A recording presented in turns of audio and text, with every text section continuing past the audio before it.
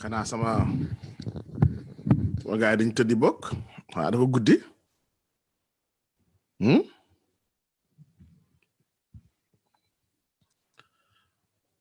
dafa mel ni daal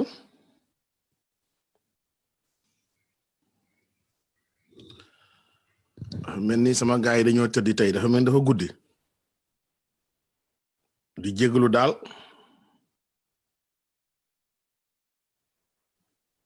waaw mu ne ko di jégalu daal ndax xam nga rek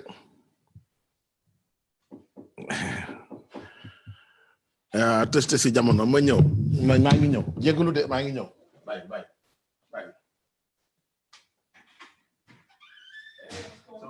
sorry I'm in the middle of something here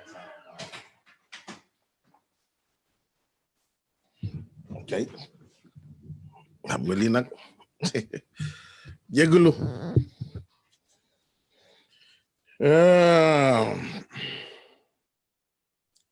amani okay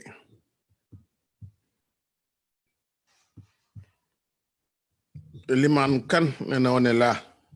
nuyu naa la Eliman sama gaay yi tey de maaxalla topp ci yitte jamono rek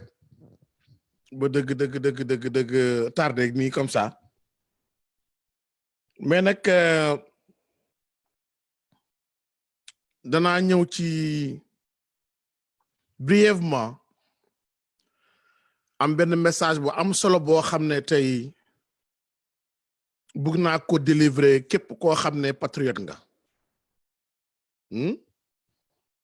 benn message bu am solo boo xam ni le taux de retrait des cartes dégg naa ni am na solo de parce que sur 6 millions et quelques 200 et quelques mille moo ci des ñoom loolu la ñu wax ñoom loolu la ñu wax mais man Yoro jàppal ni même avec le taux de retrait des cartes yu ñu amoon ci législative yi lu ci yokk as tuut ñu yóbbu waa ji ardo te waa ji dem na ardo ba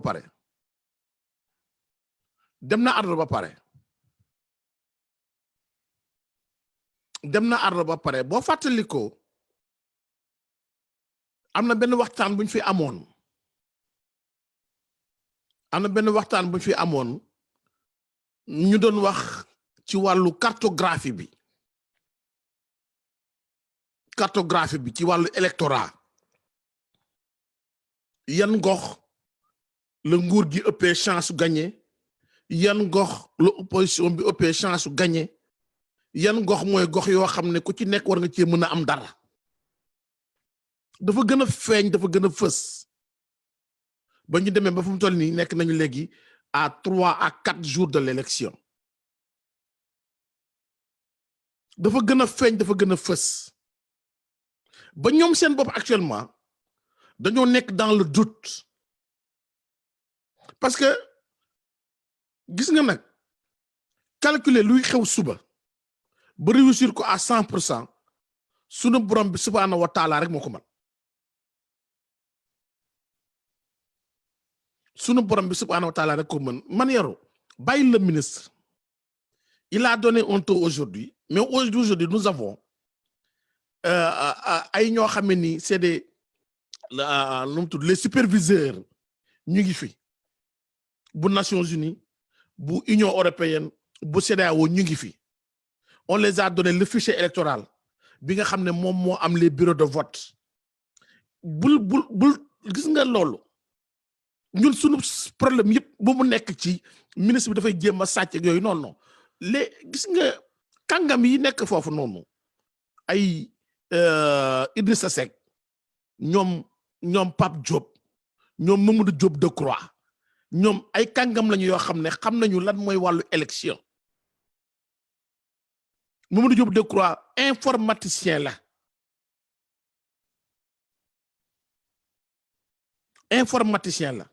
li ñuy def xam nañ ko nañ leen bàyyi ñoom loolu ñu régler ko te ñoo ngi koy régler ñun lu ñu war kay mooy voter et faire voter parce que tant que fu mu toll nii moom ci boppam xam na ni il a commis une grosse erreur, une grossière erreur. bañ koy xam nag boo fekk na c'est trop tard parce que jamais dans leur vie, jamais, c'était le calcul les plus fous, ils n'avaient imaginé l'opposition, toute l'opposition significative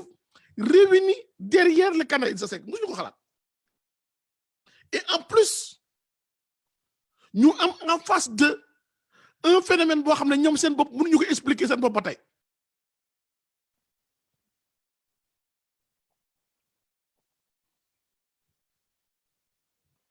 Donc tey li ñu war ñun muy insister sur un fait, voter et faire voter. li ci des yëpp Sonko wax na ko keroog nee na fii kenn mënatu fi sàcc élection yi. Idrissa Seck wax na ko bu yàgg. ñooñu ils ne vont pas dépenser des millions, des centaines de millions jël seen énergie yëpp xam ne ñu ngi leen di sàcc ñu toog di xoolee bàyyi leen nee naa leen loolu la bàyyee leen ko ñi nga xam ne ni ñoo koy lijjanti te ñoom ñoo ngi koy lijjanti nag ñoom ñoo ngi koy lijjanti. dama lay jox benn exemple à Mbacké et Touba daf ci am ay kuréel yoo xam ne dañoo organiser de telle sorte que li ñu def mooy fexe ba xam tous les bureaux de vote yu bees ak ñan la ñu fay yóbbu joxe ay numéro ne leen ñooñu na ngeen fexe ba ñu yóbbu leen ngeen jëlee seen carte te même fekkee ne yóbbu nañ leen fu sori parce que ñoom lenn moo leen tiital. Il faut que ñu def tout ba faire perdre l'opposition Dakar et Touba et actuellement mënatuñu ko, ce n'est plus possible. Ce n'est plus possible. Touba ñoom xam nañ ne waxatuñu ko Touba moo tax ñeen gisoon temps yi la beneen tentative de faire inscrire d'autres sur la liste, les listes électorales pour que Dakar nag ñu mën a rattraper wu. Il leur faut gagner ñaar ñooñu foog ñu gañ ci benn bu ñu perte ñaar ñëpp mooy perte nañu parce que nag les primo-votants c'est des jeunes et les jeunes c'est des révolutionnaires, c'est des réfractaires. Réfractaire à quoi? À un système déjà établi. kon xam nañ fu ñu féetee ñoom ñoo la gën a xam jeunes yi fu ñu féetee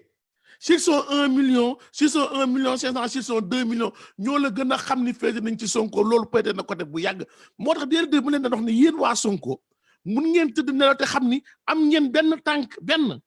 tànk deuxième tour. Il suffit que mu fexe ba gañelu Ziguinchor, Bignona ak Sédhiou, il s'assure la présence au deuxième tour. Aussi simple que cela. Parce que bu demee Dakar dana fa am ci jeunesse bi, bu demee Pikine dana fa am ci jeunesse bi, boo demee Saint-Louis dana fa am ci jeunesse bi, nga dem Kaolack dana fa am ci jeunesse bi, c'est-à-dire nga dem partout maillage national partout foo dem danañ am ci jeunesse bi. bu leen gagné wul it dana ci am pourcentage bu am solo. kenn moo doon soxla am ndimbal te ñoom ci boppam Macky Sall ci boppam moo ko jox ndimbal loolu mooy kan? mooy Idrissa Seck. jox ko Pape Diop, jox ko Malick Gakou, jox ko Khalifa Sall, jox ko Mamadou Diop Decroix, jox ko ñëpp ba nga xam ni fu mu toll nii moom waxuma Touba moom xam na ni c'est acquis pour Idi. kooku ñoom xam nañ ko, ñoom seen bopp xam nañ ko. léegi li ñuy jéem a fexe mooy foog xar ci Ndakaaru Njaay te foofu la coole di nekk. Sonko ayant la jeunesse avec lui, s'il réussit un bon score dans la Casamance, il est au deuxième tour. Idrissa Seck tam la même chose, ayant déjà acquis pratiquement la région de Diourbel. Thiès moom kenn waxaale wu ko. naka la Mbour di tëddee kay moo jaaxal nit ñi. si Macky perd Mbour mooy amatu jeexal na pare na partout. C'est pas Fatick qui va le sauver, c'est pas Matam ni Podor. Parce que Saint-Louis, Kaolack foofu dafay nekk bataille la même bu koy gagner aussi score yi day serré.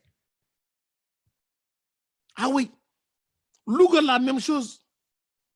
parce que même s'il gagne à Louga commune nga dem Kébémer nga xam ne fa la yenn kii ay daaru buuti defe naa fa lañ nekk, l'opposition va rattraper. donc yooyu dafay metti Saint-Louis Louga Kaolack dafay metti ces 3 régions là dafay metti ku ci nekk ci ñoom mën nga koo gagner mais fii différence bi di nekkee mooy ku am Touba ku am Dakar ak kee nga xam ne jeunesse bi jox nañ ko bopp ñoo ëpp chance mu dal ni moo tax man ni un seul mot d'ordre ndax nous sommes à 4 jours de les élections un seul mot d'ordre bu fi kenn nekk naan ministre bi nee na li mu joxe c'est faux taux de participation bi mu joxe bu leen toppatoo loolu bu leen lijjanti loolu ku bëgg a gagner xam nga nooy def fagaru jël sa carte téye ko fas yéene voté te fii ak nag dimanche chaque jour boo mu ne wootee même bu fekkee benn la wala ñaar na nga fexe ba dévier loo kenn rek ku la wóor ni jàpp la ni Macky Sall la bëgg a voté nga waxtaan ak moom ba wàññi ko na nga wàññi benn ci waa kër Macky Sall yi rek ci indice yi nag moom loo ci mën a góob rek jëlal et le tour est joué parce que nag ils veulent nous faire comprendre que ni c'est pas possible ñu dem une élection te président demul 2e tour ku leen ko waxul dëgg ça vient de se passer au Madagascar mi Madagascar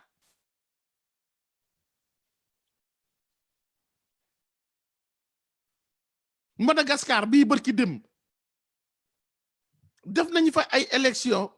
président sortant ba demul 2e tour kon du ni gulet te président yu yàgg am benn mandat du ne gulet ci kër àdduna bi nous sommes le Sénégal ñun Sénégal la ñun ñooy Sénégal buy exception di wax dañuy wax ñun ñooy l'exception en matière de démocratie sur le continent africain ñun ñooy wane yoon bi en matière de démocratie c'est au Sénégal seulement ba fa colon bi nekkee di tànn ay tubaab wala ay métis di ko yóbbu assemblée française ñun Sénégal ñoo toll ne leen attention kat ci suñu suuf ngeen ne kon war na ñoo mën a ñu nit ci suñu biir tànn yóbbu leen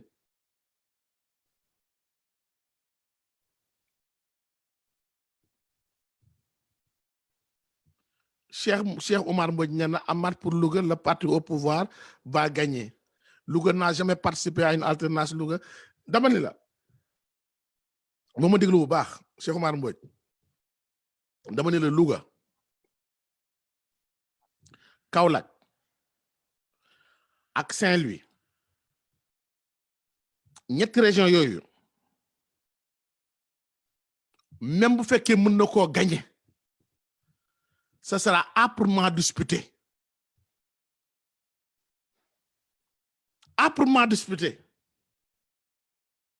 xam nga lan moo am solo fu mu toll noonu à Louga à Saint-Louis à Kaolack que mu bañ a nekk score fleuve comme niñ ko prévoir dans le nord par exemple à Matam à Podor tout le monde s'attend à ce qu'il y ait un score fleuve en faveur du président sortant Cheikh Omar yaa ngi may dégg man yaru même Louga à Tamba bi ma dëkk man je sais que ni à Tamba ils vont gagner à Kolda ils vont gagner mais c'est par rapport à l'électorat le nombre de ñi ñuy voter Louga c'est 440 et quelques mille toute la région Pikine c'est 500 et quelques mille département Saint-Louis c'est 500 et quelques mille toute la région Touba c'est 500 et quelques mille département de Mbacké Kaolack c'est 500 et quelques mille toute la région Thiès c'est 900 000 toute la région foofu la ñuy waxee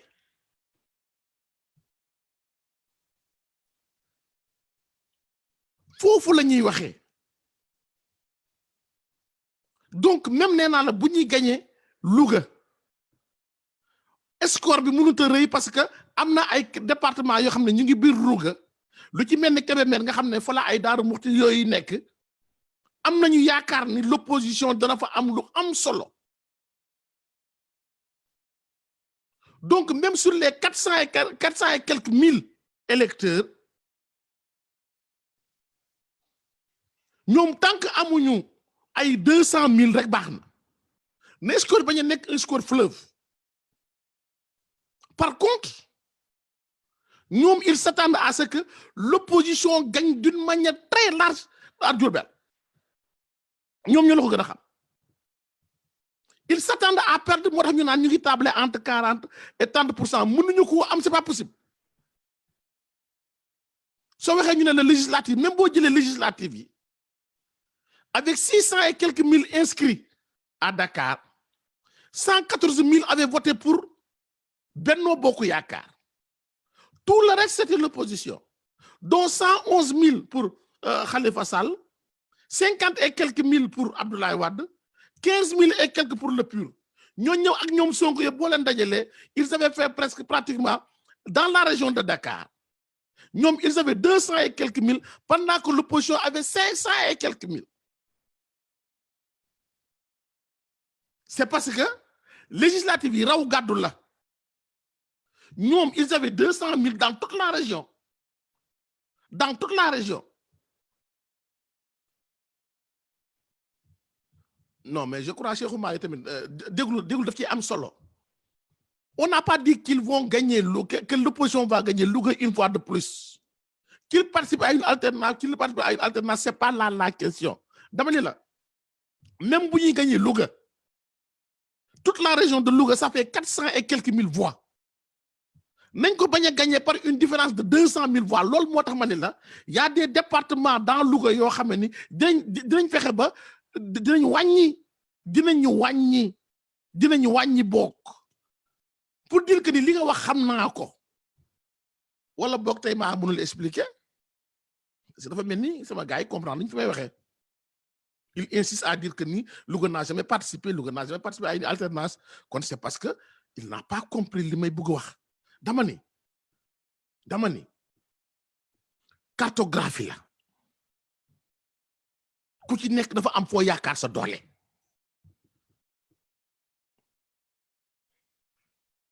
Le pouvoir, les régions de Matam et Podor dafa yaakaar des scores fleuve. Matam 200 et quelques mille inscrits, presque 300. Podor la même chose. Mu yaakaar fa gagner lu bari. Loolu ñun ñëpp d'accord nañu il va gagner ces régions là. Il peut les gagner avec un score bu mag. Loolu d'accord nañu ko. Comme ni ñu d'accord ni il va perdre à Mbacké, département de Mbacké, score bu mag moom tamit. Comme ni ñu d'accord ni il va perdre dans la région de Dakar, score bu mag. Léegi nag mu dem score yi nga mu des nag région yi nga xam ne jongante la. Thiès kenn xamul ba tey fu muy baloote. Thiès ville moom ñëpp xam nañu Idrissa Seck la. Département ba ak Tivaouane moo ñu jaaxal. Mais lu département bi indi fii dana ko résorber. Mu gagné Tivaouane. Loolu mooy kon Thiès mi ngi en ballottage favorable ci régime bi. Mbour mooy àtte Thiès. Isaac Amadou nee na même Podor ça va être disputé là dina ma jaaxal Isaac que Podor soit disputé moom dina ma jaaxal. Je sais que les jeunes sont favorables à Sonko, ils vont voter,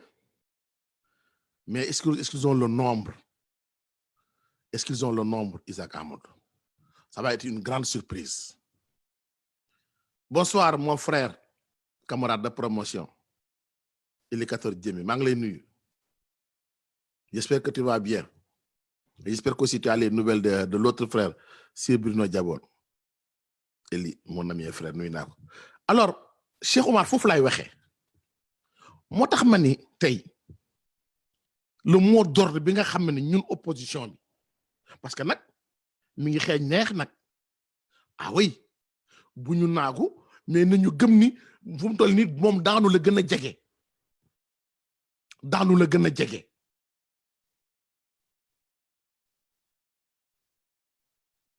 dama koy wax sama benn xarit kër mu naan moom xanaa gisoo li muy mobiliser ma ne ko bu doon mobilisation kon du ñu wax sax Abdou Diouf bay àgg ci Macky Sall kon Abdoulaye du ñu wax sax Abdoulaye Wade bay àgg ci Macky Sall kon Abdou Diouf gagné na depuis 2000 ndax la mu daan mobiliser 2000 gars yi sañu ñu woon sax organiser meeting caravane lañ daan amuñu woon sax lu ñu defee meeting ba Abdou Diouf daan def meeting nga xam ne meeting rek ak organisation bàyyi ko waa PS ah non lu ñu doon meeting ëpp na organisation li ñu ci doon def ëpp na l'opposition n'avait même pas les moyens si le Idrissa Seck mi créé la marche bleue ñuy caravane rek bañ a taxaw yor seen sonorisation kon jarul louer chaise jarul def baaf amul jarul moyen ñëw rek taxaw ci benn place wax ak nit ñi avancé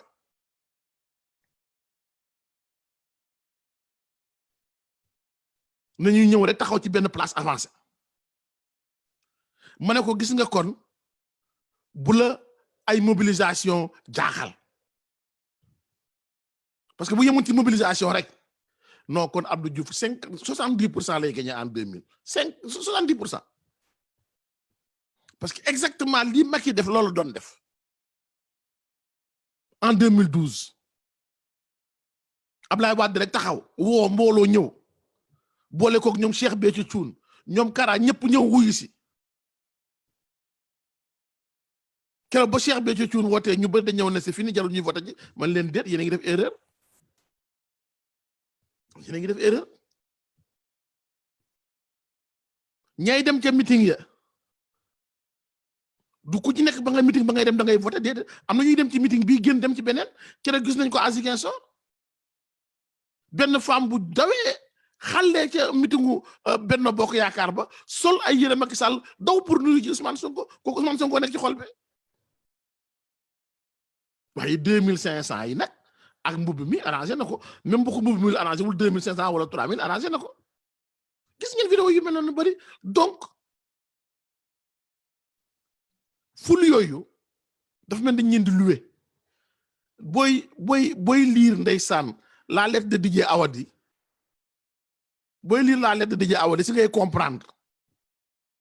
avec benn ironie mi ngi ci wax naan ñoom daal ñu ngi ci koñ bi toog ku ñëw ñu organiser la waaw dañuy dóor rek ku ñëw daal ñu organiser la ba mu saf am ci seen xaalis nga dem keneen ñëw neen nag bu ñu demee ca mbañ gàcc gi ñoom ñoo xam kañ la ñuy voter effectivement c'est comme ça que ça se passe kon ma ne mon ami la mobilisation yi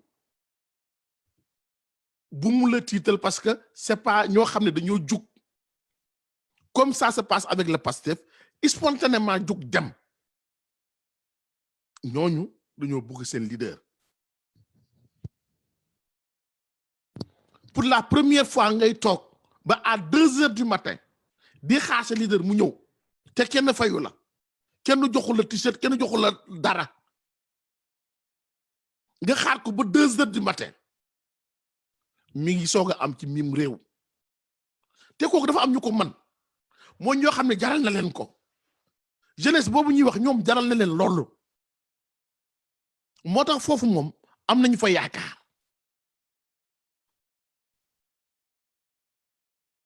am nañu fa yaakaar mu des nag fii nga xam ne nii ñoom tey foog ñu wëlbati ko pour mën a survivre la seule région bi leen dese mooy la région de Dakar parce que xam nañu ils ont perdu le département de Mbacké xam nañ ni Thiès mun na leen rëcc bu leen Dakar rëccee pare nañ ci élection yi du ñu taxawaalu deuxième tour foofu doole ñu ngi dugal loxo pour que Dakar mun na basculer ils feront tout pour faire basculer Dakar Ndiaye mais ce ne serait pas facile du nekk comme les législatives Ils ont réussi à faire basculer Dakar avec 8000 ordonnances. 8000 ordonnances. Ñoo xam ne amuñu woon carte électeur mais ñu créé ay ordonnances pour voter loo leen 8000 ordonnances moo tax ñu mujj am ñoom 114000 Khalifa Sall am 111000 ñu fexe nu ñu amee 3000 voix de différence kon ñoom seen bopp yenn saa dañ naan ni ñu leen defoon législative yi boobu xamuñu ni législative yi léegi yow boo jëlee voix wu pur nga yokk ci opposition bi jël voix wu Sonko nga yokk ci opposition bi ñoom 3e place la ñuy dem parce que ci diggante bi Sonko màgg na fi bu baax ci diggante bi Dakar yu comprendre woon yu bari comprendre nañu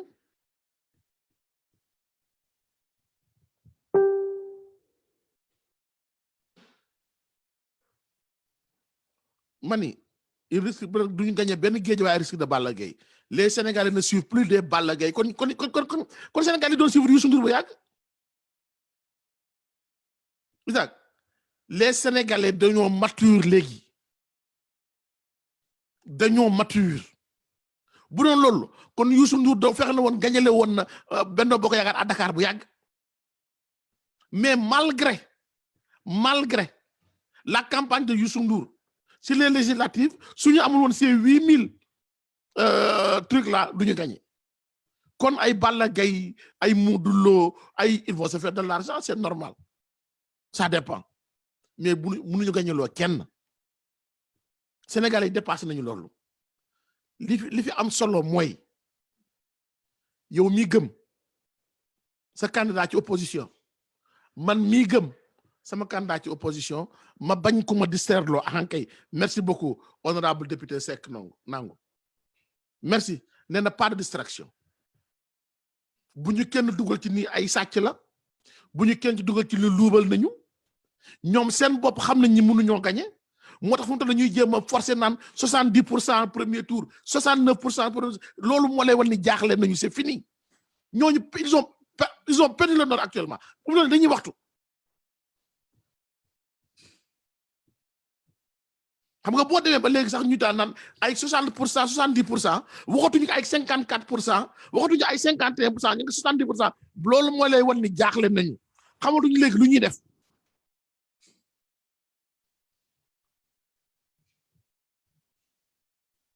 ma am njort mu rafet ni comme ni ko Seck naa nga waxee li dama cee d'accord ak moom dana gagner Dakar dana gagner Touba moom la coalition Idy 2019 Thiès nag xaw na maa dese wóor ndax Thiès xam naa ni Thiès ville ugi da ko gagner Tivaouane moom kii dana ko gagner mais nag Mbour mooy atte ñuy ñaan nag di ko ne ñaan waa PDS yi bañ a boycotté ñëw wàll si bu ñu ñëwee votel ñu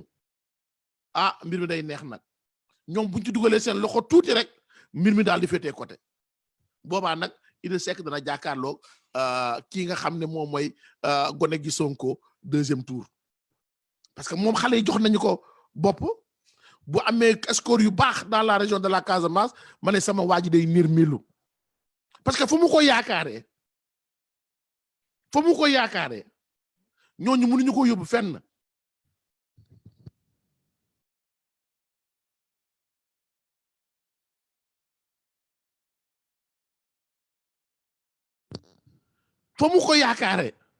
mun nañ ko jox 90% yi mu bëgg yëpp à Podor et à Matam na jël waaye fa lay yem même Tamba du am 90% Kolda du am 90% foofu laay waxee am na région yoo xam ne moom Tamba c'est la bokk fa laa dëkk ñun moom président bu ñu ne yow la ñuy àndal mais score bi la ñuy wax score bee am solo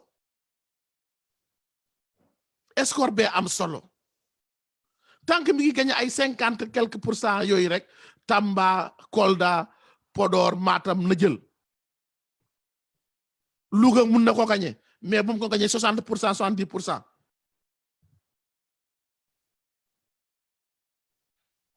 waaw Nafi Diallo bu leen neexee bu leen voté kooku ñun dinañ voté am na yeneen waa presse yoo xam ne ñoom dinañ voté wax nañ jox nañ seen kàddu ba pare Nafi boo leen voté wala on respecte votre décision de ne pas voter ñun Sénégal moo ñu ñor dañuy voté incha allah soxna Nafi si vous décidez de ne pas voter wassalam on vous respecte on respecte votre décision kon ay Tamba ay Louga mun na koy gagné te da koy gagné sax na jël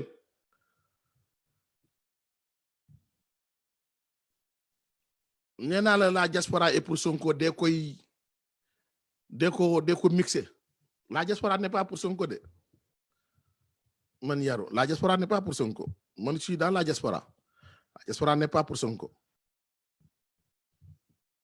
diaspora bi fan la ko ne gagné Italie Espagne loolu moom c'est acquis pour la diaspora ndax Sonko la wala idée la xam nañu c'est acquis pour l'opposition waaw Italie ak Espagne c'est acquis pour l'opposition mais France balaa ma ko gëm ma gis ko France moom balaa ma ko gëm ma gis ko donc te le nombre en France mun na xaw a basculer affaire yi mais la différence bi ngi jógee en Afrique différence bi en Afrique lay jógee différence bi en Afrique lay jógee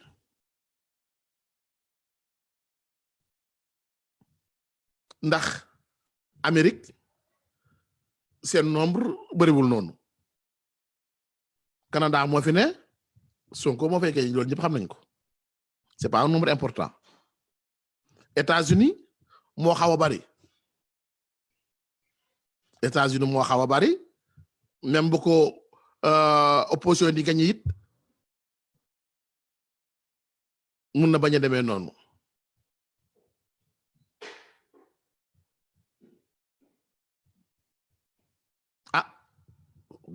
honorable député Seck Nango de nee na la coalition Idy 2000 va gagner Louga de Kébémer à Darou Mouhty de Kébémer Darou Mouhty ñoo bokk département de wala ba foog ne Louga Kébémer la Louga ak fële ñoom Aly Ngouille Ndiaye Darou Mouhty mooy Kébémer di xëy na day gagner département de Kébémer mais yeneen ñaar département yee kay defe naa foofu la coow li nekk waaye lu ci mënti am ba am ci mooy actuellement nii ñoom seen état major ñu ngi fu mu toll ñu ngi jëfru non ñoom tiit nañu jaaxle nañu parce que il ne peut pas compter sur les jeunes sont dans un camp xam nañu ko avec la coalition Idy 2019 il a commis la bêtise de sa vie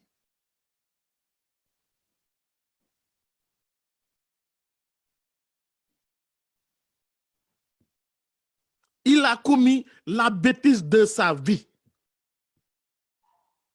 ñi mu yaakaaroon ne ñoo ñu lay éliminer se disant que ni jamais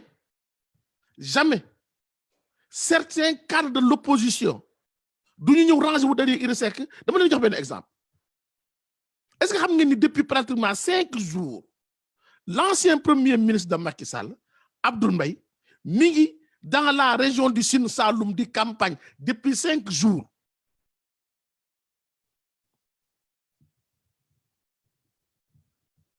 bu su ko woon xalaat ci kër àdduna mi ngi campagne dans la région du Sine Saloum depuis 5 jours Idrissa Seck romb na fa bu yàgg moom muy soog a ñëw en apport di fa campagne pendant depuis boobu di dem fi goxaat yi fi mu demoon coalition Idy 2019 moo tax ñaata ngeen dégg temps yi ay maire yu rallié ba tey maire libéral bu Guinguinéo rallié la coalition Idy 2019 moo tax ma ni sama sister Nafi Diallo je respecte votre décision de ne pas voter parce que nag ba ngeen di xeex seen xeex kenn xeex la wu leen vous avez parfaitement raison mais noonu aussi la am ñoo xam ni ils ont décidé d'aller renforcer Idy 2019 mais personnellement je comprends et je respecte votre décision Nafi mais yéen tamit je crois que di ngeen respecter ñi nga xam ne bokk nañ ci yéen te actuellement ñu ngi dem di jàppale Idrissa Seck waaw Guinée ban région la bokk ngeen yaakaar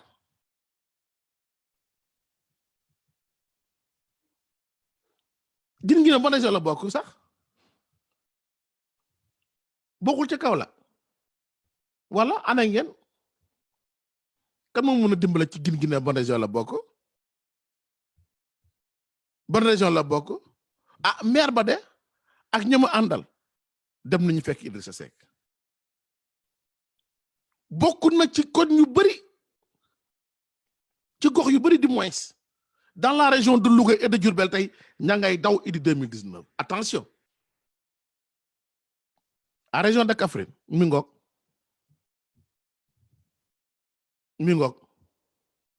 kon bu ñu kenn gëmloo ni bu ñu kenn laa wax gëmloo ni Macky Sall mën na bañ a dem deuxième tour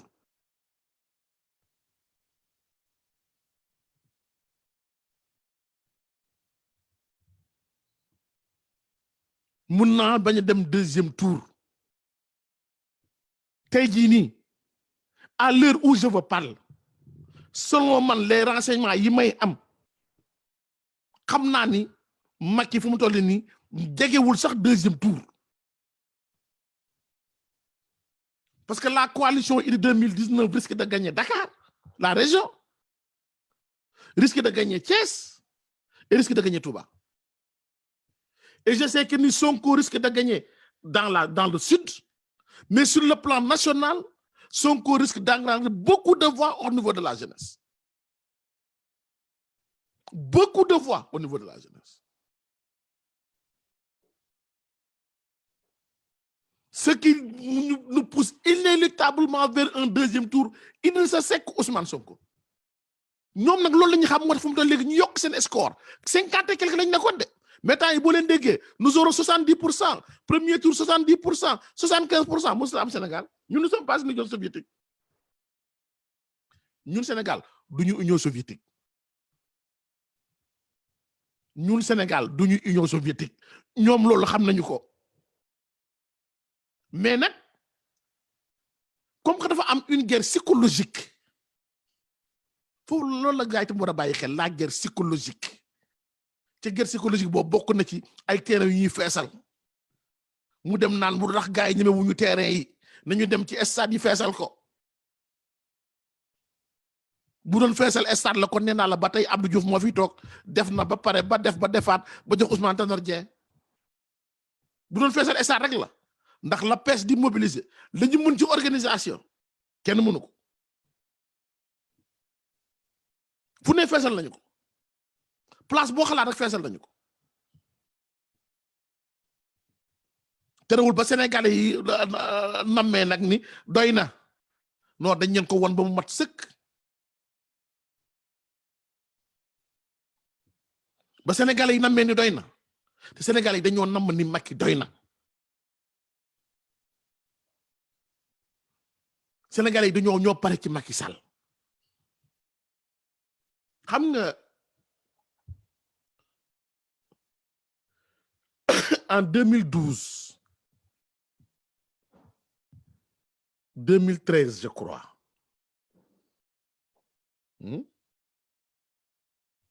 ba ñu defee élection législative yi ba pare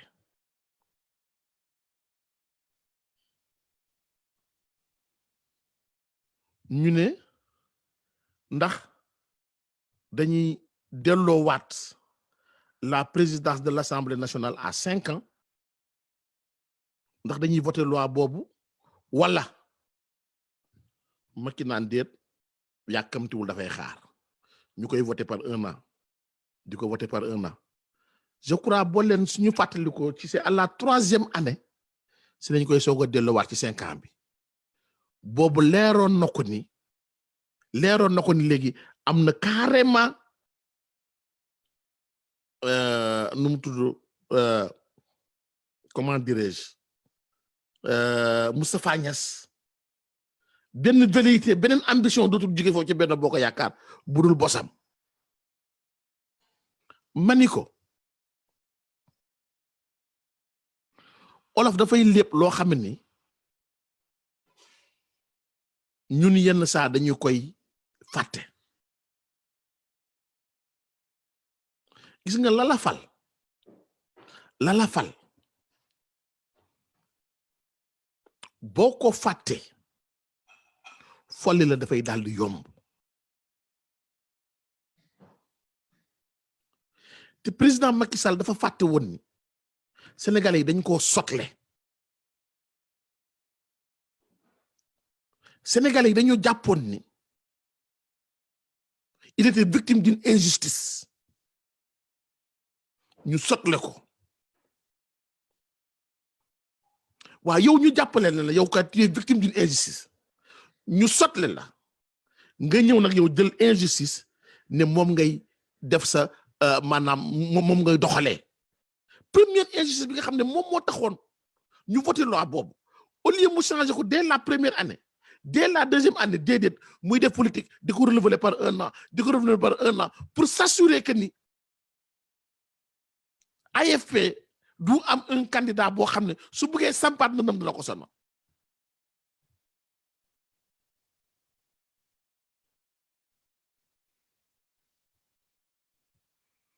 alors si laa ne waa ji gis nga lii mu dugg nii lii moo koy daaneel ma ne ko nag gis nga ñun Sénégal amuñu lu bari de waaye lu fees suñu bët yombul parce que bu fekkoon réalisation rek mooy tax ñu voté nit mu ne kon Abdou Diouf Abdoulaye Wade na fi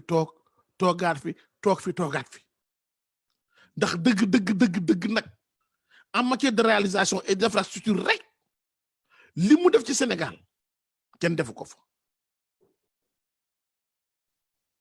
dëgg mais au-delà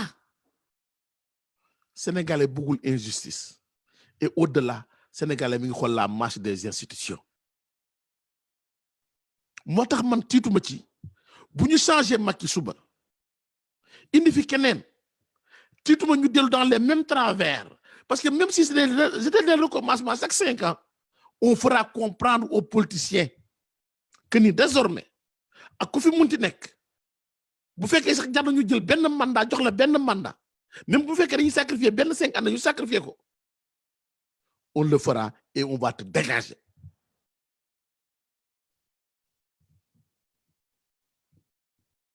et on va te dégager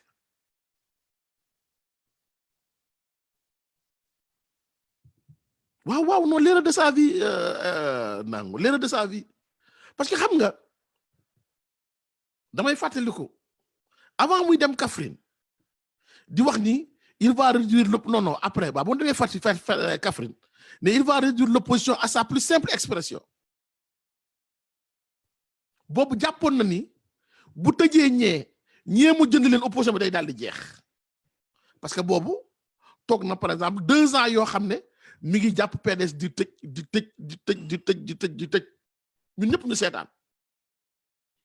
ñu seetaan mu dem ba naagu ba ñuy préparer nu mu tudd référendum lors d'une réunion de Benno Bokk Yaakaar moom président mu ne je le cite nous avons le pouvoir et les moyens nous allons faire subir à la minorité la loi de la majorité déggu leen lu mu wax de nee na ñoom ñoo yor alal gi ñoom ñoo yor doole gi kon minorité bi dañ leen faire subir seen loi ñoom majorité bi kon moom jàppoon na ni tout est rapport de force lépp ci doole la ko teg ak lan muxum ak jaay ak jënd ba mu demee ba jaaxle nag mu créé parrainage mooy la koy daaneel nag créé parrainage am yemul ci parrainage am mu créé système boo xam ne mooy éliminer ñu ko neex d'abord xamoon na ni Karim Wade ak Macky Sall il compte sur la justice pour les éliminer tout le reste de la troupe il compte sur le parrainage pour les éliminer léegi mu ne pour rafetal aux yeux du monde xaaral ma bàyyi le nouveau venu Sonko xale yi duñ ko mos a wóolu parce que dañ ñaan ku bees la boobu xam naa fàtte na ce qui s'est passé en France avec seen président bés bi nu mu tuddati sax lu ndaw li nu mu tudd waay président France bi boobu fàtte na l'avènement du président de la France boobu fàtte na l'avènement du président du Canada premier ministre Canada bi du moins comment il s'appelle encore fàtte na leen gis nga ñu waxante suñu biir rek suñu waxtaan ñun suñu biir ak looy mënti def ci kër àdduna ak ci lu mënti nekk nag Macron merci na fi ak loo mënti def ci kër àdduna ak loo mënti ne ci kër àdduna bés boo commencé di maanaam complot day dellu si sa kaw Trudeau merci Trudeau bon mais tellement jeune mais venu avec un discours de rupture Macron tellement jeune en 1 an et demi mais xool des partis qui sont là depuis 1800 il a pris le dessus c'est parce que dafa am ñoom lu ñuy fàtte te moom Macky xamoon na ko de waxoon na ci ay jamonoom lii nga xam ne moom mooy le pouvoir du clic damay déglu démb Pape Alé Niang sur sa chaîne YouTube mais c'était extraordinaire ma ne mais comment se fait-il que Macky lii mu waxoon ko ay quelque ne c'était extraordinaire en 15 minutes ki ma njëkk a dégg il appelait du Canada ki ci topp il appelait dans un petit village de Bakel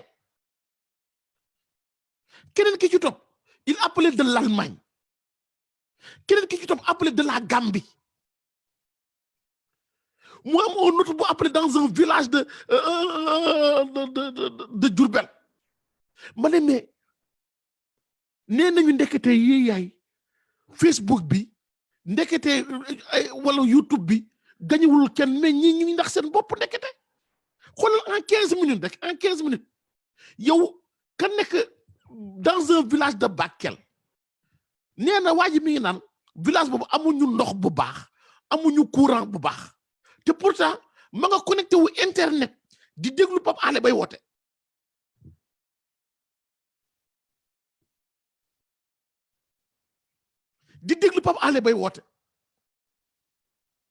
moo tax ma ne gis nga boo duggee ci complot yu bëri da nga koy fàtte parce que lii moom Macky xamoon na ko ndax man je me rappelle en 2011 ba ma ko invité waat ko daf ma woo ne ma ndax mun naa ko jox statistique gu Seneweb bi ndax mun naa ko jox maanaam ñi ñëw di seetaan di déglu ndax mun naa ko jox statistique yi ma ne ko déet loolu nag mënuma ko aha merci man yoro Obama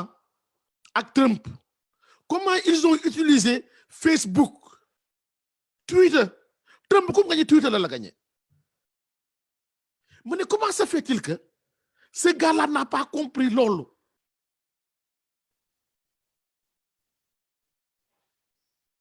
en 15 minutes rek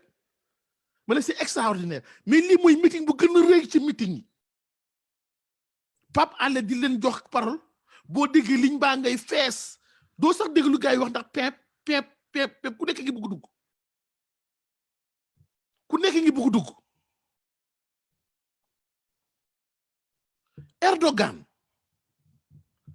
Erdogan dafa jëloon ay mesures pour réseaux sociaux yi mu am nu mu leen canaliser Erdogan bu Turquie ba ñu koy coup d'état lan moo sauvé Erdogan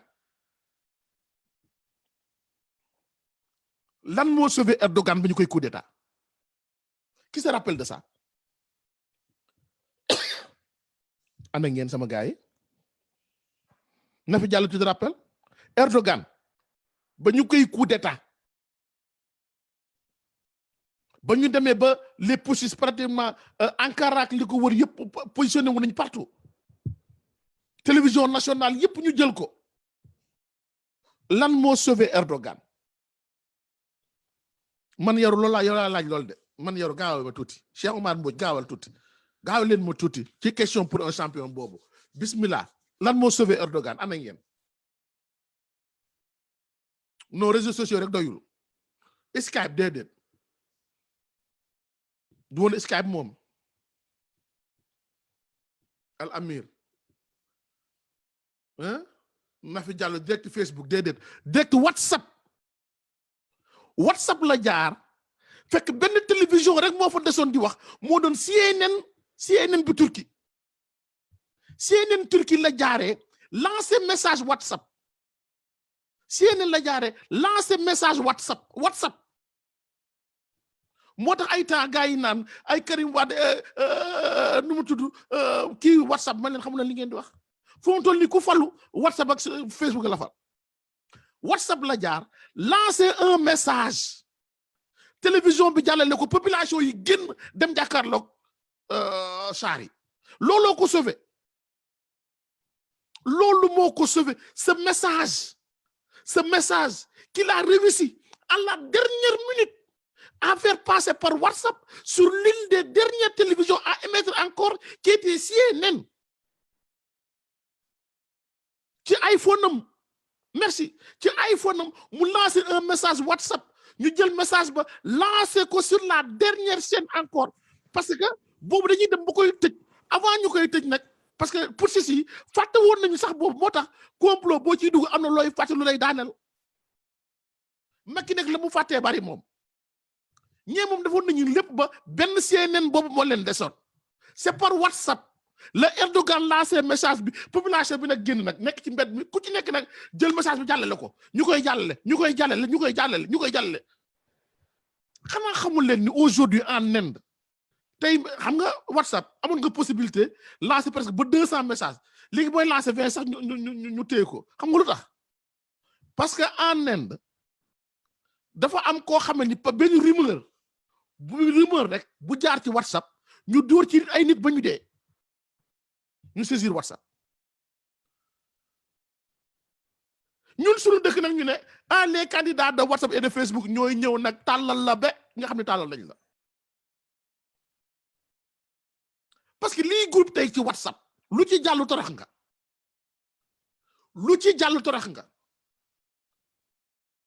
xoolal ñu ñuy jàpp yenn saa ñu wax ju ñaaw rek seen àdduna nu muy yàqoo en un éclair de temps man ma dëkk Tamba danaa ko déglu keneen ki dëkk feneen dana ko déglu keneen ki feneen yéen ngeen bu ko xeeb nga sa musiba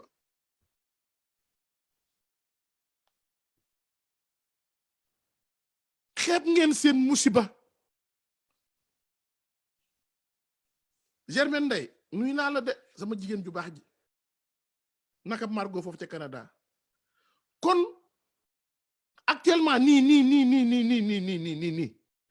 nañu ànd ak sérénité rek bañ a daanu dans la provocation bañ a naagu nag jóg rek bu kenn xeeb dara dem voté ji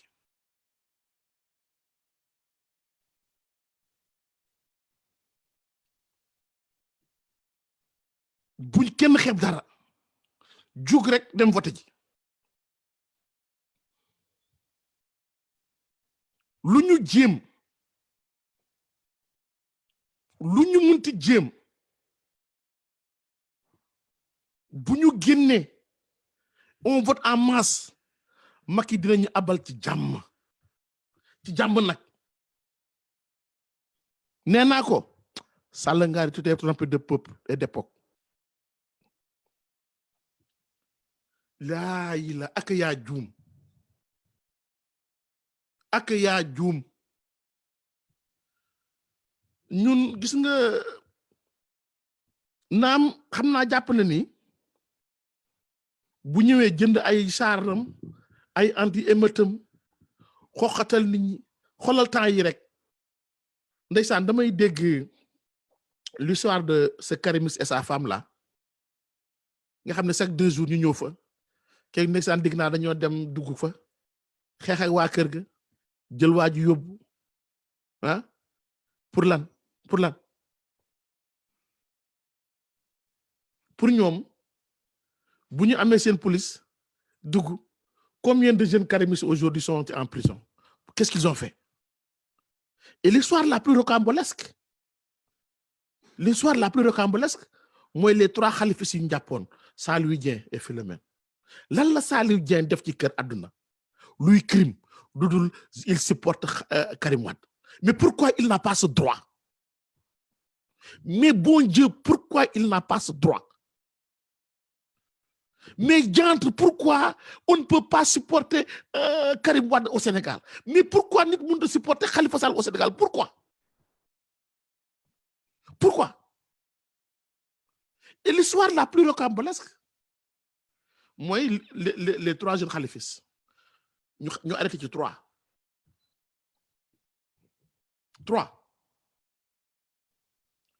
kenn ki papam gaañu ñu jox ko liberté provisoire ñoom ñett lañu liñ leen jàppandoo ñoom ñëpp lañ jàppandoo 3 kenn ki ñu jox ko liberté provisoire parce que papam gaañu na ñu teg ci ñaari fan ñetti fan muy làng ak le ministre de l'économie et des finances Amadou Ba di photo woog Alioune Sall léegi nee na ñooñu lay jàppale extraordinaire ñu bàyyi ko waaye ñaar ñi nga xam ne ñoom ñett lañu jàppandoo woon ñoom ana ñu ña nga ca kaso ba ñooñu lu ñu def seen crime moo doon lan être des supporters de Khalifa Sall comme Saliou Dieng et sa femme sont des supporters de Karim Wade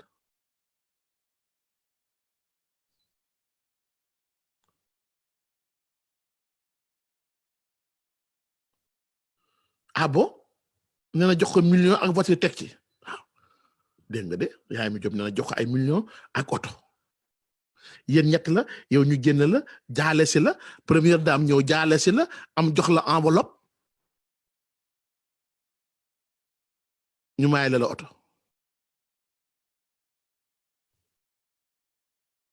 et cette justice qui t'avait donné cette liberté provisoire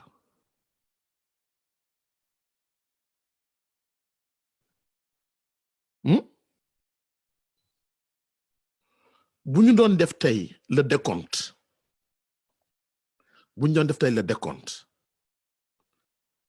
lu Macky Sall tëj ci opposant en 7 ans man Amath mun naa leen wax ni boo jëlee Senghor Abdou Diouf ak Ablaye Wade tëj ñu ko ci opposant réunis en 7 ans depuis de la fii la Njilaan la je sais pas c'est ça c'était en 2012 xaw ma depuis Njilaan mu nekkoon ci plateau 2STV am lu fax ñu commencé jàpp tëj kii gay le maire de Yeumbeul Sud Nord avec l'histoire des passeports yi jëlee nañ ko fii jox nañ ko diw ñu jàpp jël tëj Sénégal yi naan c'est bien fait dañoo réew man leen attention ñu ngi dugg ci loo xam ne nag ni buñ ko ci jàppalee moom dana mujj metti ci ñun boobu laa commencé wax attention Bara Gaye muy jël waa PDS benn par benn di tëj mën naa leen attention gars yi naan ma boobu maa ngi fàttali nag sama gars yi ñoo bokkoon doon xeex di tànd Ablaye Wade ñoom ñëpp ñu wëlbati ko ci man ne ma non c'est bien fait pour eux dañoo réew PDS lu ñu leen teg man leen déedéet un combat on ne le mène pas contre des personnes mais c'est des principes lépp loo xeexoon ci suuf Ablaye Wade tey na nga ko xeex bul nangu ñi parce que ñii Ablaye Wade wala ay doom lu ñu teg nañ ko nangu bu ñu ko defee def erreur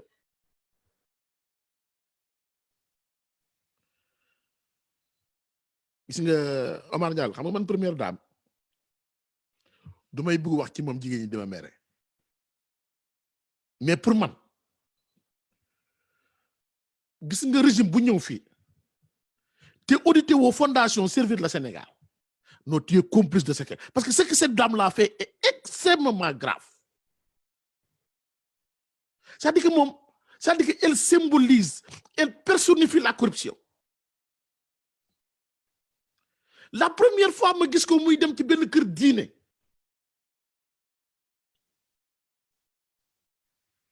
la première fois ma gis ko mu dem ci benn kër diine ñëw di jaale yor benn enveloppe benn liaas bu rëy ma ne xoolal ma kii rek c'est-à-dire que moom jàpp na ni Sénégalais bu ne am nga njëg. La corruption à outrance lay def moom te nëbbatuwu ci te kenn mun laa wax ne xaalis ba fu mu jóge kenn mais nag comme que il faut ménager un peu les femmes ndax ñoom lu ñu contre Macky yenn saa boo laalee elles sont trop féministes suñu jigéen Sénégal yi moo tax man samay discours yëpp ma ko ciy moytu quoi pour ne pas trop les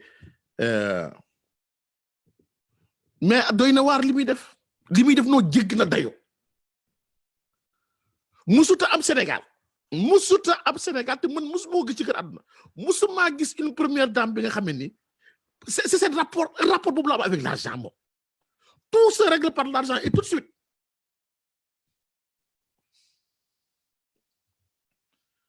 moo tax dem nañ ba après télé yi koo dégg mu naan man kay na ci Marième Faye Sall jàpp na ci Marième Faye Sall jàpp extraordinaire ce qui se passe dans ce pays wante nag gis nga kutu Touré nuyu naa la mandi moore meju kanam nga koy fajal boppam. Nous avons une grande opportunité aujourd'hui de réparer cette injustice pour tous ces jeunes là yi nga xam ni Saliou Dieng et sa femme parce que nag dafa jot sunu administration bi sunu police bi ñu wan leen ñi yéen da ngeen war a nekk une police républicaine buñ leen leen dem leen jëli diw ngeen ne ana mandat bi waaye dem dugg ba kii nit ki di ko xeex pour yóbbu ko te yow amuloo mandat war nañu wax ak sunu police de war nañu wax ak ñoom de waaye loolu yëpp pour mu am nag il faut que mu am institution yi ñu defaraat ko te bu Sonko gagné bu Idrissa Seck gagné l'Assemblée nationale sera dissoute déjà cité nag ñu war a wutiwaat yeneen institution yu bees jëm a defaraat suñu réew mi. Je te raconte la gravité de cette fondation. Au procès de Karim, on l'a accusé d'être propriétaire d'une branche bancaire marocaine. On l'a mise dans nos témoins. Juge bi wax ni du fi am. On a démonté à la barre et puis avec les vidéos que la fondation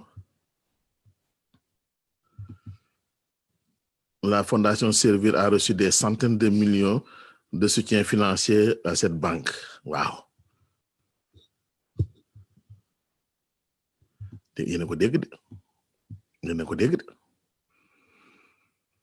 c'est cette banque ñu rocci rend dossier bi et n'en plus parler durant tout le procès. Une banque qui verse de l'argent à cette fondation. Non, fondation Servir le Sénégal moom ku ko leeralul amel nga ñaax damay waxtaan ak sama benn xarit Yaya Diallo doomu Pikine ma ne ko man fu mu toll nii sama vote ba tey maa ngi jiixi jaax entre Idrissa Seck ak Sonko parce que li ma nam ñoom ñaar ñëpp nañu ma ko jox may institution yu forte wante kan ma ciy toppal après Youssou Ndour ba lim ñu amal yëpp bu fay ñu ko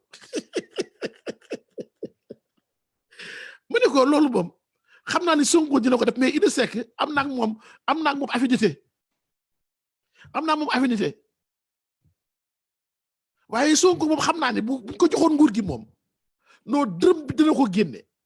non foog Youssou Ndour fay ñu li mu ñu yemeel yëpp parce que ba dafa am nit ñoo xam ne Sénégal ces patrons de presse là El Hadj Ndiaye ak ay Youssou Ndour affaire yi nii non mais pour man moo tax ma ne ko nag dëgg yenn saa mooy yéene ko Sonko trop parce que bu ñëwee yooyu yëpp dana leer quoi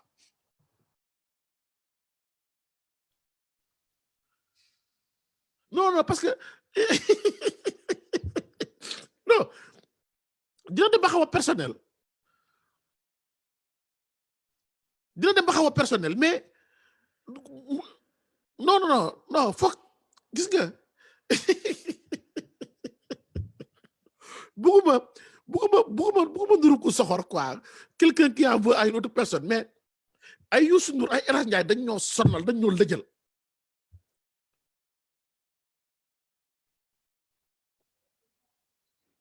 c'est-à-dire que xamoon noppi sax quoi balaa ñu naan affaire bi c'est trop personnel quoi et puis parce que dëgg la c'est pas personnel mais dafa fekk ni dëgg dañ ñoo war gis nga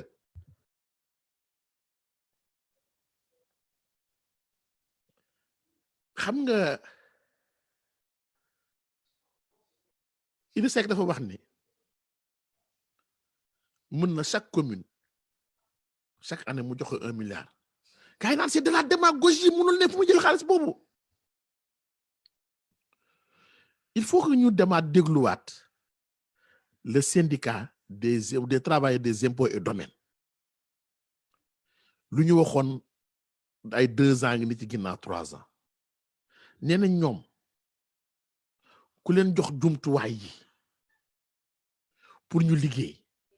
Sénégal no xoolal at mu ne ñu dugal ci gafaga état bi 6 000 wala 7 000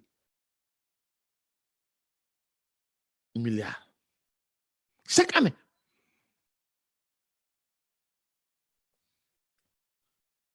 te lu mën a nekk la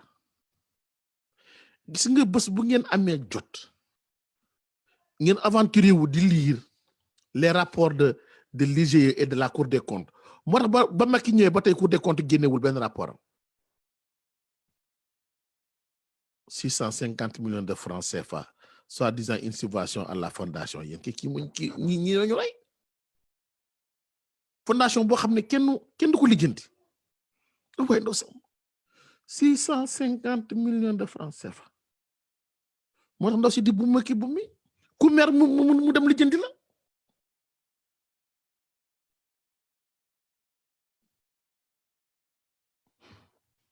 li ma leen di dénk ginnaaw moo leen ko dénk sama bopp ba pare loolu moom dama ko jëlee ci sama sëriñ Eva Guissé maa ba maa ngi lay nuyu di la delloo di la ziar ak di yeesal sama njébbal ci yow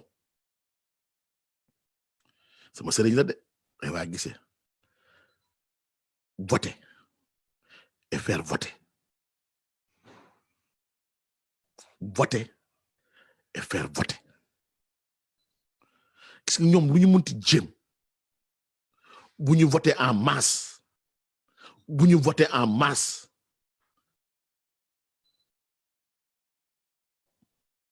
Macky lu dem de man fu mu toll waxuma ay Macky non man fu mu toll nii 2e tour sans Macky Sall laay lijjanti parce que ginnaaw li ma gis yenn renseignement yi ma am par rapport ak Ndakaaru Njaay parce que Ndakaaru Njaay boo xoolee les xalifis dañoo ñoom ñëpp rangé wu dana Idrissa Seck tout le monde boole ci ñoom Gakou boole ci ñoom Pape Diop boole ci ñoom ñëpp dana indi kon foofu moom la région de Dakar moom jàpp nañu à coup sûr day dem ci Idrissa Seck bu ci boolee Touba la mu am Thiès moom il est en 2e tour te jàpp nañu à coup sûr que ni la jeunesse sénégalaise est avec Sonko lu mu jëlee Casamance mu yóbbu ko 2e tour man aujourd'hui c'est ça mon problème un 2e tour sans Macky Sall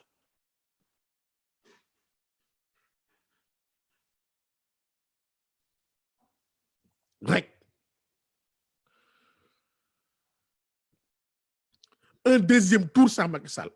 voter et faire voter voter et faire voter rek nag bul ñu kenn dugal ci dañuy sàcc dañuy luubal fichier électoral bi lu ñu joxe yéen bu leen lijjanti loolu ña koy lijjanti ña nga ca ña koy lijjanti ña nga ca parce que ñoom it ils ont l'expérience nekkoon nañ ci état bi xam nañ état nu muy doxee kon du ñu bàyyi ñii rek lu leen neex ñu def déedéet nañu génn voter en masse et faire voter en masse rek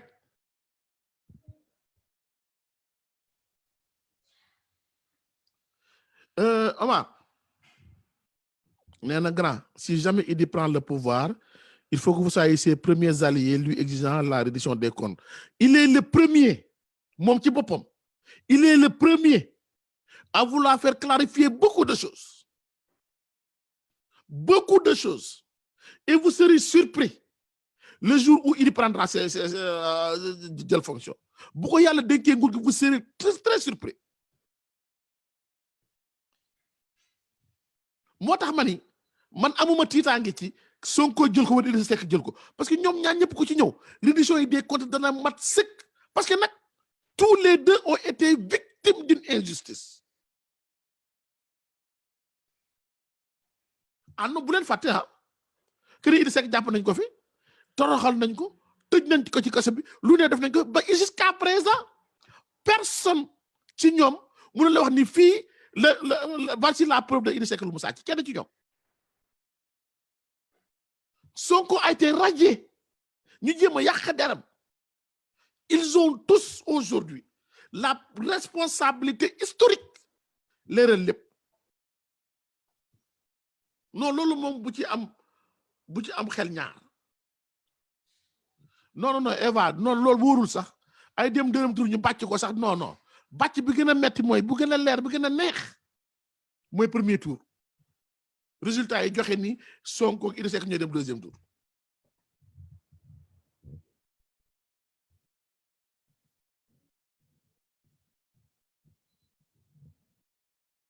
waaw nee na gëm naa ne parce que nag xam nga lu ci neex mooy si Idi gagne il sera obligé parce que Sonko du dugg dans le gouvernement d'Idrissa Seck il va préparer les législatives yi ciy topp et les législatives yi ciy topp ce sera en 2020 et boobaa nag y aura plus de nu mu tudd parce que la coalition Idi 2019 foofu lay yem non foofu lay yem ils ne vont pas faire comme Benno Bokk Yaakaar après def benn coalition pour dem législative déedéet Idi day wuti Pape Diop wuti Khalifa wuti et là Sonko aura une belle carte à jouer pour être bu fekkee ni moom moo faluwul pour nekk le prochain premier ministre du Sénégal avec une majorité à l'Assemblée nationale bu fekkee tamit ni Sonko moo gagné nekk président dina dissoudre Assemblée nationale Idi 2019 dana falu et là aussi ñu nit bëgg nañu suñu partisan Khalifa Sall ñëw gagné nekk président Assemblée nationale oui ku ci gagné ci ñoom ñaar ak ku ci gagné ci ñoom ñaar Khalifa day ñëw demaat ak bopp d'abord décembre muuti waat mairie de Dakar après muuti Assemblée nationale oui non ku ci munti gagné tu seras obligé de travailler parce que la coalition Idi 2019 présidentielle bi lay yem la présidentielle bi lay yem dañuy tasaaroo après kon ñoom ñaar ku ci munti gagné moo tax moom laay wax benn waa Pastef non si budul Sonko ñun duñu voter keneen ma ne ko d'accord vous allez faire perdre ma ne parce que de un bu yàlla defee Idi falul nga ne yow doo voter Idrissa Seck parce que dem na deuxième tour mun ngaa xañ Sonko la possibilité en 1 an de se rattraper lu mu amul en 2010 mun na ko am en 2020 ñëw am nañ majorité à l'Assemblée nationale former un gouvernement adduna lépp calcul la mais du su ma màttee rek bu faluwul tey rek jeex na c'est fini non 2000 parce que man avec Khalifa dama ne woon dès 2019 il sera président bañ ne ba ca cappaandaw xam naa ne mënut a ne man leen léegi je me projette pour mu nekk le futur président de l'Assemblée nationale et 2024 mu jël nguur gi rek on supporte Idi pour jëlee fi Macky au-delà dañuy demal suñu bopp déedéet du ñu fa nekk di ko bokk ak moom gouvernement Khalifa wax na ko boo déggee dem Barthélémy Dias mi ko wax nee na ñun affaire du question de poste ce qu'a fait Benno Bokk Yaakaar ce ne sera pas le même cas ici les Khalifa duñu fa nekk di wut poste il faut se positionner pour élection présidentielle d'abord locale de décembre Khalifa na bëgg retrouver sa mairie et ensuite les législatives de 2020 ah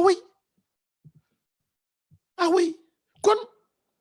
jàpp leen ni yéen waa Pastef vous avez la chance d'être président de la République en 2019 mais bu fekkee ne avec 1% nekku leen ko préparez-vous à les législatives de 2020 foofu nag ngeen di gën a am njëriñ surtout mais nag comme que nekk ñu président tey ñu xëpp ci kaani na fi Macky toogaat parce que Macky bu fi toogaatee il va pas dissoudre l'Assemblée nationale waaw Karim ak PDS tamit il faut dañuy taxaw non ça sera âprement disputé le PDS sera là les Khalifa seront là Idrissa Seck bu faro sera là Pastef sera là moom si lay ëpp problème sax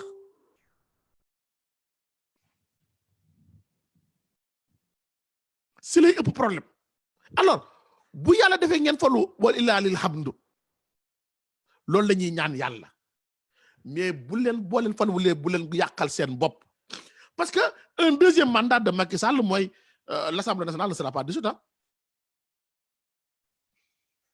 non pas quel que soit le vainqueur Khalifa Macky Sall ne va pas dissoudre l'Assemblée nationale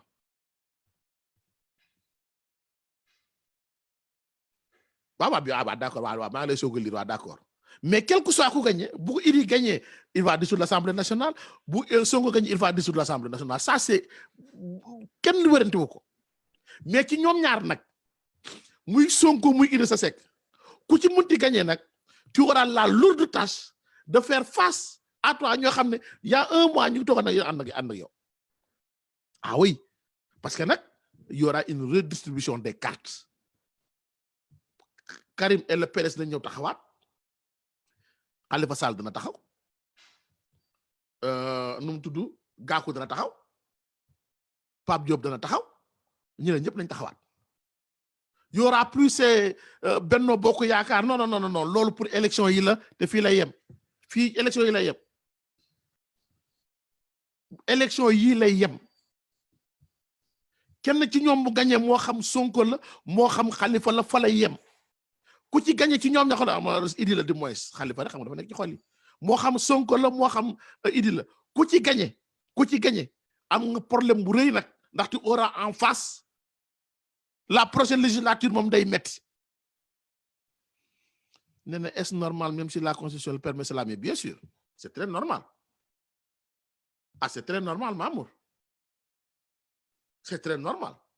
la constitution le permet kay mooy c'est normal tu peux dissoudre l'Assemblée nationale lak ngay nekkee président am Assemblée nationale boo xam ne loxo ñu jël ko teg ko sànni ko fële Assemblée nationale bi c'est majoritaire Benno Bokk Yaakaar est-ce que Sonko ou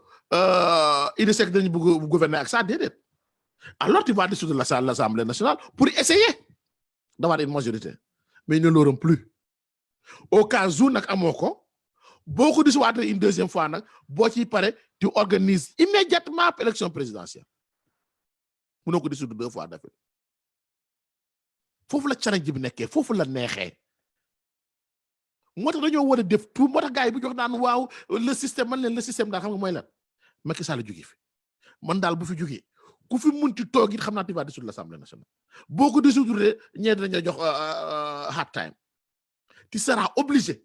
il y aura une redistribution des cartes loolu mooy man loolu moo tax bi yi neex ma lii mu def nii fexe nag ba jël bloc def ko ci ginnaaw Idrissa Seck Sonko fële lii moo tax mu neex ma il y aura une redistribution des cartes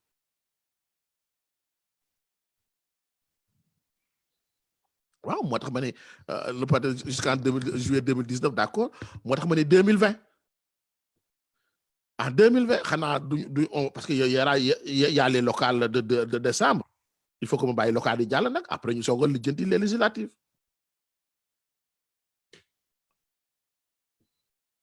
dana neex de ñun nañu fexe rek ba jëlee ko fi nañu fexe ba jëlee ko fi wallaay buñ ko fi jëlee non rétribution des quatre ku fi munti ñëw tu seras obligé de travailler muy Idrissa Seck wala muy Sonko ndax tu auras en face benn redistribution des cartes yoo xam ne ñii ku ci nekk bëgg nañu 2024 ñu jëlee la fi te kenn ci ñoom dootul am cette majorité mécanique à l'Assemblée nationale bi ni ko kii amee parce que benn bokk yaakaar dootul am ñun de Khalifa Sidi duñ ko ci topp te xam ne ñu bëri ñoo xam ne ànd nañu Idrissa Seck fu mu toll nii te duñ ko ci topp.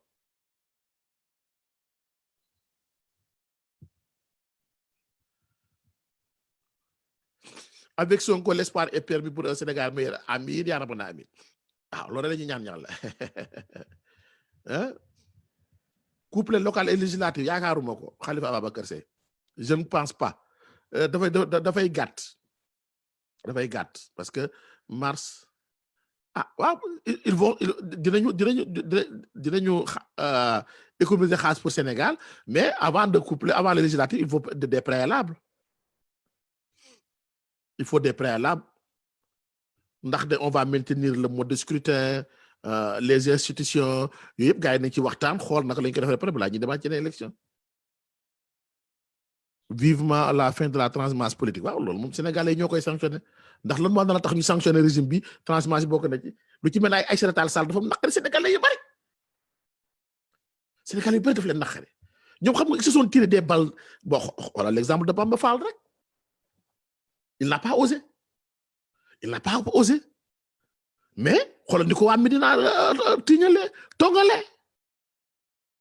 organiser na retraite sali gars yi na ko mukk ñun Khalifa nee na idi kon ñun idi lañu mu ñëwaat ko ñoom organiser waar rencontre gars yi ne ko mukk mu ñëw en plein public laajte gis ngeen ko yéen ñëpp gis ngeen ko la transhumance sénégalais yi ñoo koy fajal seen bopp Omar Diaw sénégalais yi ñoo koy fajal seen bopp ay dem boo sañu tax prononcé wu les étudiants yi ànd ak moom nee nañ carrément idi la ñuy jàppale parce que bu Aïssata Tall Sall dafa jëlee sénégalais yi foo xam ne xam am na yoo xam ne moo tax tubaab di wax ne à toute chose malheur est bon lu ñëw rek yow toogal rek xool bu la gaañee fii dana am fu mu la fajal soxla l'affaire Aïssata Tall Sall dafa metti sénégalais yoo xam ne mosoo leen moo ni tax imaginer ci politique kon ñun dividende yooyu fu mu toll nii la ñuy récupérer la femme de Bambey ba tey même bu bëggoon dem sa mëntu ko Bamba Fall gis nga nu mu demee sénégalais yi ñoo koy régler seen bopp incha allahu rabbi léegi nag bu ñu fi jëlee Macky Sall mii nag danañ régler la transhumance ak dinosaure politique yi ñuy wax ñoom ñëpp nag danañu abal incha allahu rabbi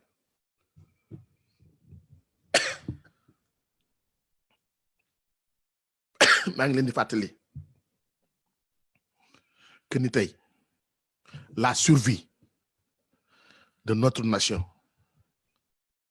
de notre démocratie ak ni ñu jaxatee institution yi mooy Macky Sall mi abal ñu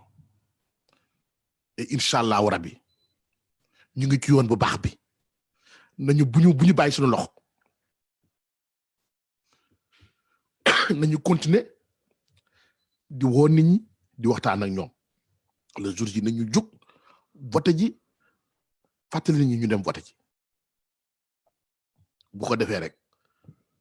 mbiri daal di leer ma gërëm leen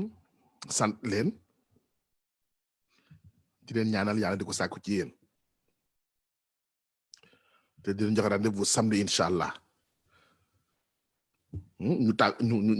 échauffement bi samedi la échauffement bi match bi dimanche la ndax échauffement bu yàgg samedi ba dimanche ngay échauffé wu waaye da koy jar de ndax Youssou Ndour moom mi ngi naan les nuits blanches de Dakar pour Macky Sall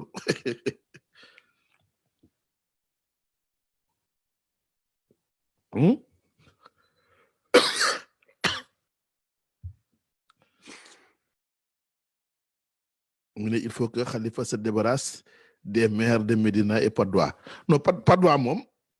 xaw ma Médina moom xaw ma ko parce que aussi xam nga Khalifa il est très humain il a carrément dit qu'il ne permettrait à personne de s'en prendre à Bamba Fall. Il est très humain. dëgg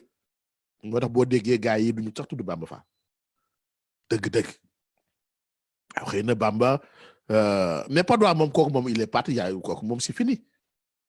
c'est xanaa xamoo le maire de Patte d'Oie waa Patte d'Oie dañoo rus Khalifa Sall moo tax ñu fal ko le maire de Patte d'Oie c'est-à-dire que en 2014 Khalifa dafa dem listam ba teg ci liste bi bu ñu ñëwee nag ba gagné mu teel a positionné wu Khalifa ne nañ ko fal waa Patte d'Oie dañoo rus Khalifa moo tax ñu faral waa jooju ñu votel ko sinon du woon bu sa jàll ci kanam jamais li mu fa def ci dëkk boobu mais boobu Khalifa n'était pas au courant gars yi tam di rusee ko Khalifa mais mooy moom pare na ci bon Bamba moom aussi il a cheminé avec Khalifa au sein du PS Khalifa aussi c'est un koo xam ne vraiment c'est un humaniste comme on dit am na yoo xam tam du ko seetaan am na ñoo xam ne leen carrément bu leen kenn laal bu leen kenn wax dara donc je crois que bon est-ce que Bamba est mort politiquement je ne crois pas parce que aussi noonu jërë ngeen jëf mbokk yi samedi échauffement bi ñaanal naa leen maa ngi koy sàkku ci yéen yal nañu yàlla defal jàmm suñu Sénégal bi yàlla def ci jàmm ñu dem voter ci jàmm incha allah ñu voter te dem ñibbi waaye ni ñu génn voter ci ni ñu génn en masse voter ji et faisons voter nit ñi dem voter ji tamit lépp léegi leer jërë ngeen jëf samedi incha allah nuyu naa leen Omar lépp dina baax ci kattanu borom bi jërë ngeen jëf Kousia Ami jaajëfe naa la lu bare merci beaucoup guys bye bye